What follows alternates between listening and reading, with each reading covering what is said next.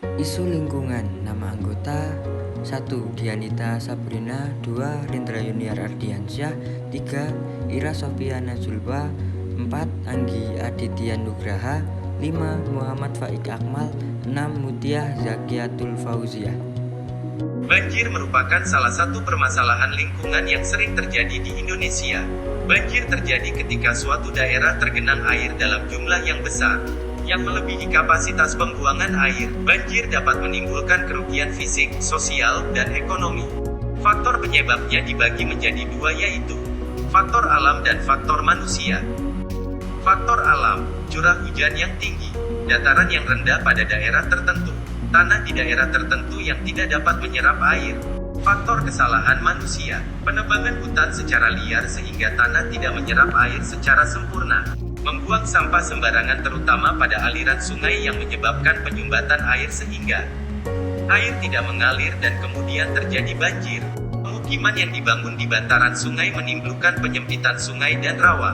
Kesalahan sistem pengelolaan tata ruang yang terdapat di daerah perkotaan sehingga penyerapan dan aliran air menjadi lambat, dan ketika hujan datang maka volume air meningkat dan timbul banjir. Solusinya adalah: 1.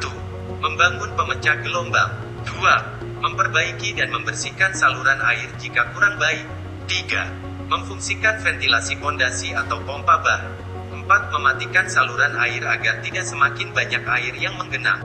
Dampak bagi masyarakat adalah: 1. Menimbulkan berbagai macam penyakit seperti diare, demam tifoid, dan leptospirosis. 2. Menimbulkan kerugian ekonomi karena kehilangan barang-barang. 3. Kesulitan mendapatkan air bersih untuk memenuhi kebutuhan. 4. Menghambat aktivitas karena rumahnya terendam.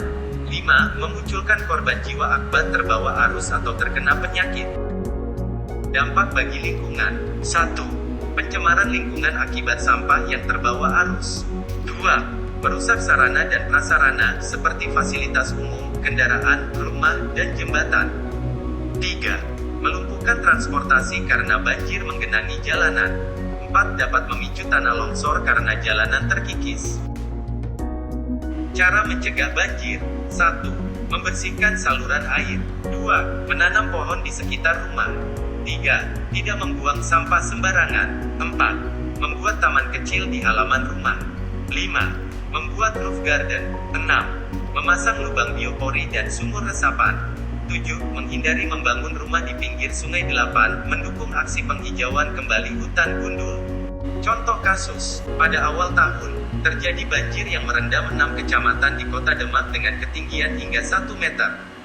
Banjir ini terjadi karena hujan yang terus-menerus mengguyur Kota Demak. Ditambah lagi, adanya banjir kiriman yang berasal dari hulu akibat tidak tertampungnya air di sungai karena alirannya sempit. Untuk menangani banjir yang terjadi, diperlukan tindak lanjut yang dilakukan oleh pihak pemerintah. Tindak lanjut tersebut dilaksanakan dalam 3 kategori, yakni jangka pendek, jangka menengah, dan jangka panjang.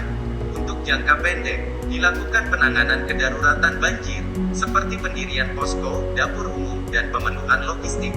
Untuk jangka menengah, dilakukan dengan pembangunan jalan tol laut yang membentang dari Semarang sampai Demak, perbaikan drainase, dan normalisasi sungai.